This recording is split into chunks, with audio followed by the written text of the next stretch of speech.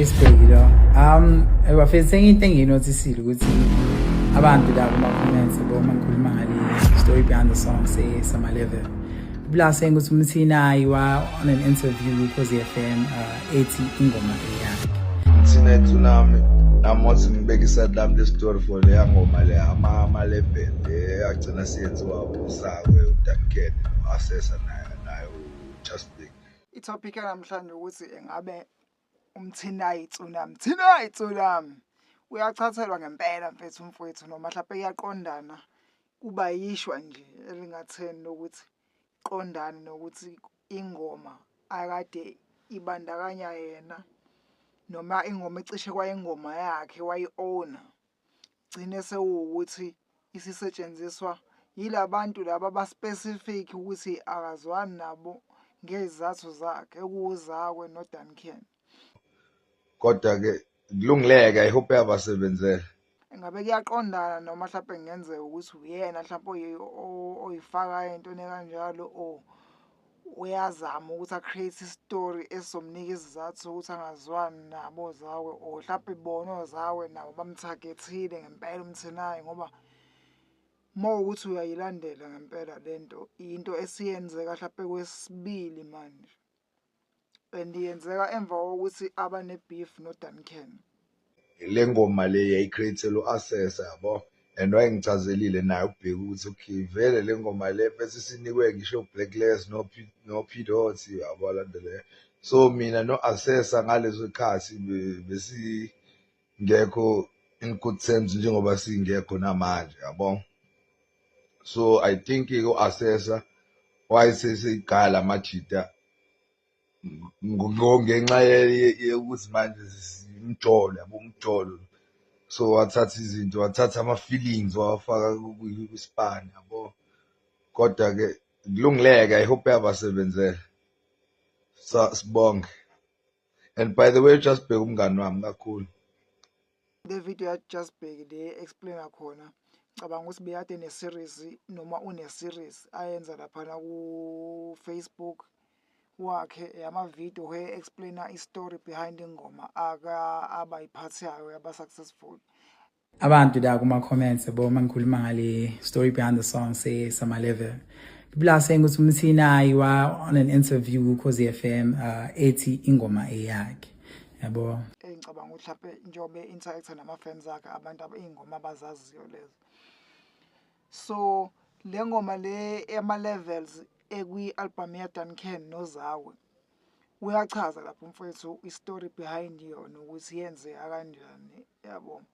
Nakhona into emenza a-explain kule video le ngiyitholile mina ngicabanga ivideo yesibili la use-explain ukuthi uthe mechazela abantu ukuthi ingoma yenzeka kanjani wabona ama-comment abantu abathi Mthinayi waya okhosini FM njengoba besho mfowethu ngicabanga uyizwile ivideo ukuthi ngithe mina ngamshayela u-assess chorus i-chorus ngihlale year or two nga-record umuntu but because i-producer yami uTafi really loved the song kakhulu I think why shop around ingoma trying to find amanye ama-artists who would see maybe lento ayibonayo or actually bazi lento ayizwayo yabo because I remember I think even nase-Pitori if I'm not mistaken it's all of them correct if I'm wrong I think Blacklist or Envy I think now basendele i-chorus yabo so maybe Mthina around that time now wakwasendele i-chorus yabo so angazi because Assessor never told me the plan mina for the song uthi mase ngishayela i-chorus kuzokwenzanani wavele wacela i-chorus mina so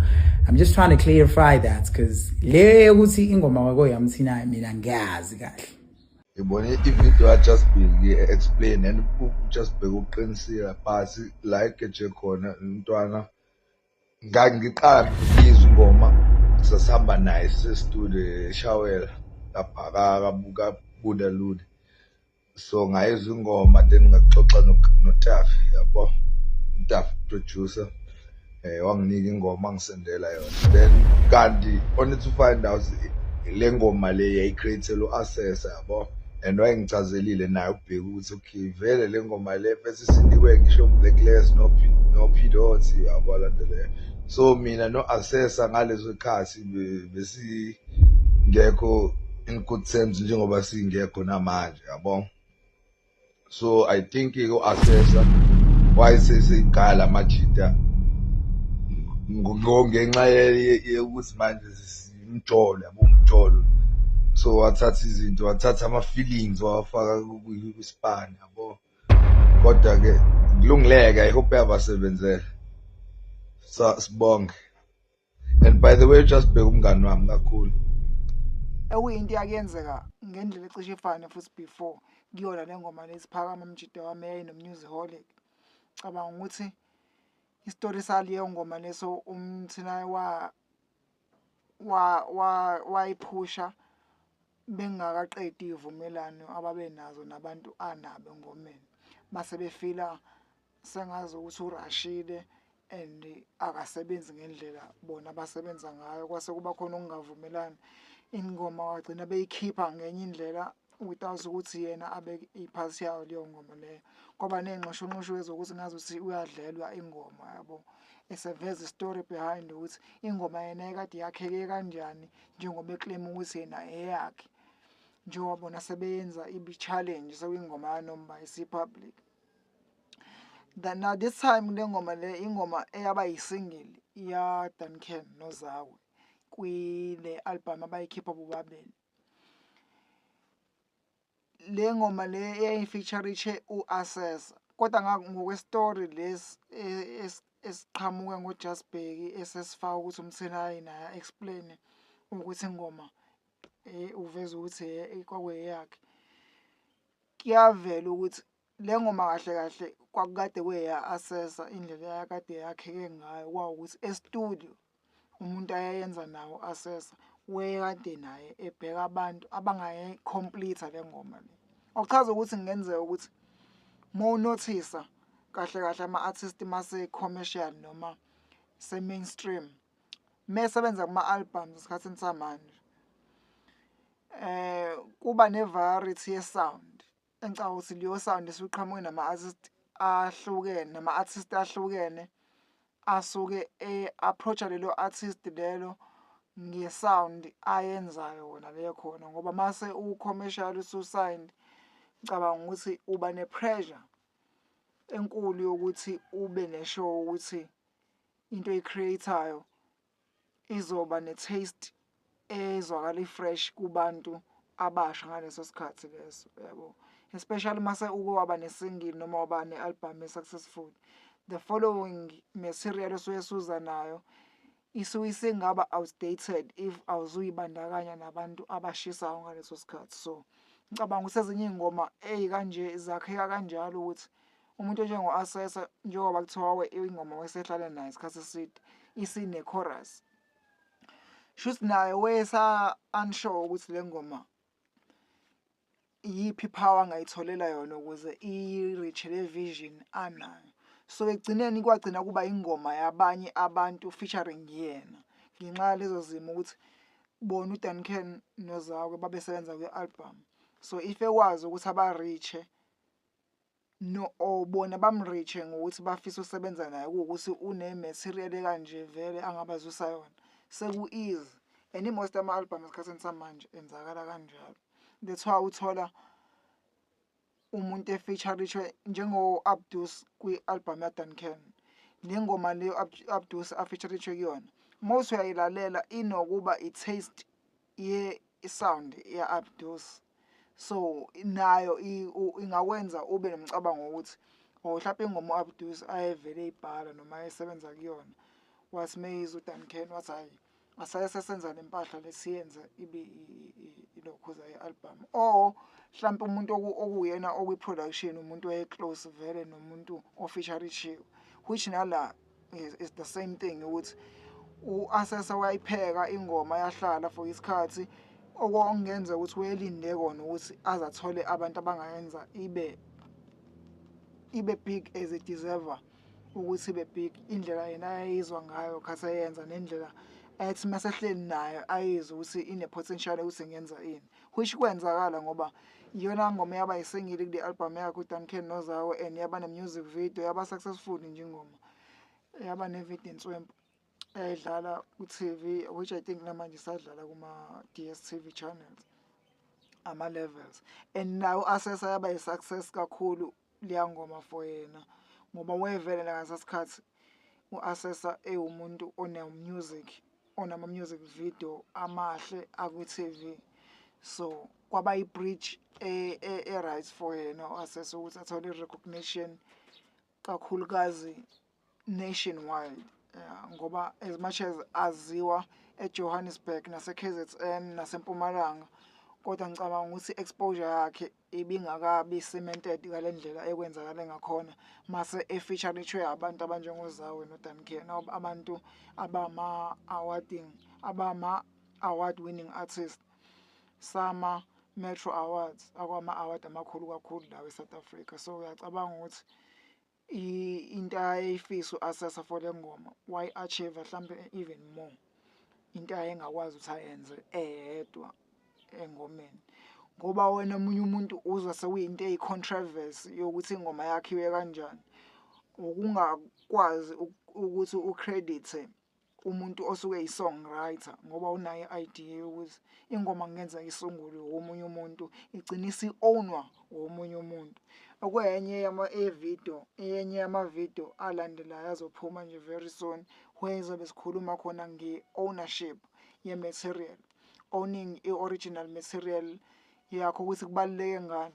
Most abantu bathanda i-exposure and bafuna i-exposure, bafuna ama-platform, bafuna ukuba out there, bafuna ukubonakala ukuthi lento nawo bayayenza kulezi zinto esuke zenziwa, banethalente, ba-gifted, but ekugcineni ababi careful ngokuthi umsebenzi owucreate-ile wena uyi-intellectual property. Ngokuhamba kwesikhathi lo msebenzi ungaweta imali noma ngase ungaba ne-value emultiplyiwe kakhulu kuloko osuke ukutholile ngaleso sikhathi if uzosela away i-ownership yakho. Ungadayisa into manje ngo-R10 only to find ukuthi umuntu oyidayisayo uyithathela ukuthi ayisebenzise for the next 10 years imenzele u-10 million. So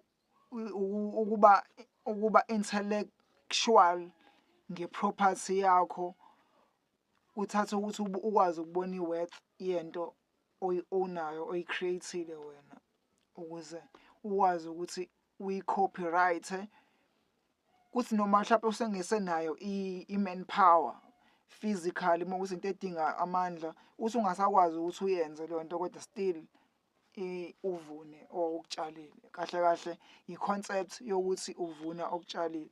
Ungatshala manje wazi ukuthi iy'hlahla zisazothela, awudingi ukuthi ube surprised kuyima ubona ukuthi hawu kanti ngempela umuntu uvuna akutshalile. You can plan ahead.